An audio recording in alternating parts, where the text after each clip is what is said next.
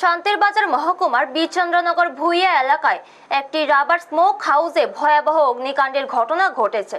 সোমবার ভোর আনুমানিক 4:30টা নাগাদ এই অগ্নিকাণ্ডের ফলে ব্যাপক ক্ষয়ক্ষতি হলেও অল্পের জন্য রক্ষা পেয়েছে আশেপাশের একাধিক বসতবাড়ি। স্থানীয় সূত্রে জানা যায়, স্মোক হাউসের অতিরিক্ত তাপমাত্রার কারণে আগুনের সূত্রপাত হয়। মুহূর্তের মধ্যে আগুন পুরো স্মোক হাউসে ছড়িয়ে পড়ে।